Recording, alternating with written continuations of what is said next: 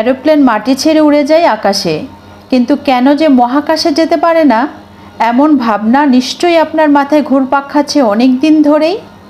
আজ আমি এসেছি এই ভিডিওতে এর তথ্য উপাত্ত নিয়ে। উইলবার রাইট আর অরভিল রাইট বারবার উড়োজাহাজ তৈরি করতে গিয়ে ব্যর্থ হন। তবুও থেমে না থেকে 1899 সালে জুলাই মাসে উইলবার রাইট 5 ফুট উচ্চতায় ঘুড়ির সাথে একটা বাক্স বেঁধে ওড়ানোর চেষ্টা করেও ব্যর্থ হন। এর ঠিক পরের বছরই তারা গ্লাইডার তৈরিতে সক্ষম হন।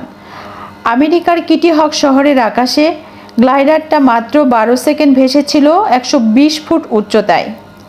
এটাকে তারা 1000 বার উড়িয়েছিলেন আর নাম দিয়েছিলেন ফ্লায়ার 1। এভাবে ফ্লায়ার 3-র পর অবশেষে উইলবার রাইট 1908 সালের 8 আগস্ট বিমান নিয়ে সফলভাবে আকাশে ওড়েন। খ্রিস্টপূর্ব 280 শতকের কথা। চীনের রসায়নবিদরা বারুদ আবিষ্কার করেন। শুরুর দিকে নিছক আতশবাজি ফোটানোর জন্য ব্যবহৃত হলেও পরে আগ্নেয়াস্ত্র বা বোমাসহ নানা কাজে লাগে। আর রকেট বিজ্ঞানের সূত্রপাত ঘটে এখান থেকেই। 1912 সালে যুক্তরাষ্ট্রের রবার্ট গডার্ড প্রথম তরল জ্বালানির রকেট আবিষ্কার করেন। রকেটের ইতিহাস হাজার বছরের পুরাতন হলেও 1687 সালে প্রকাশিত ন্যাচারালিস প্রিন্সিপিয়া ম্যাথমেটিকায় নিউটনের 3খানা সূত্র প্রকাশিত হয়েছিল। 1. বাহির থেকে বল প্রয়োগ না করলে স্থির বস্তু স্থির থাকবে আর গতিশীল বস্তু চলতেই থাকবে। বল প্রয়োগের আগে রকেটও স্থির থাকে, আবার কেউ না থামানো পর্যন্ত মহাশূন্যে চলতেই থাকে। 2. যে বস্তুর ভর বেশি তার বেগের পরিবর্তন করতে তত বেশি বল প্রয়োগ করতে হয়। রকেট বিস্ফোরণের চাপ থেকেই আসে বল। এর ধাক্কার ফলে রকেটের বেগ বাড়ে। প্রপেলান্ট পুড়তে পুড়তে ভর কমে আসে, বেগও তাই বাড়তে থাকে। 3. প্রতিটি ক্রিয়ারই একটা সমান ও বিপরীত প্রতিক্রিয়া রয়েছে। রকেট নিক্ষিপ্ত হলে এর ইঞ্জিন থেকে গ্যাস নির্গত হতে থাকে আর তার ধাক্কায় রকেট ছুটে যায় উল্টো দিকে। যেভাবে লাফ দিলে নৌকা বা গুলি করলে বন্দুক পিছনে আসে, ঠিক সেইভাবে।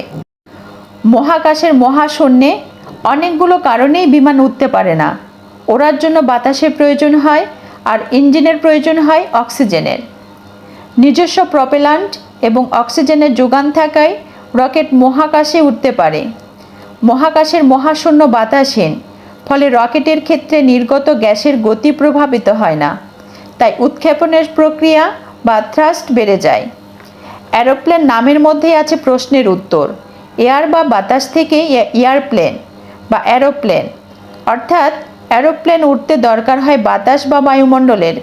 মহাকাশে কিন্তু বায়ুমণ্ডল নেই, তাই এরোপ্লেন মহাকাশে উড়বে এমন সুযোগও নেই।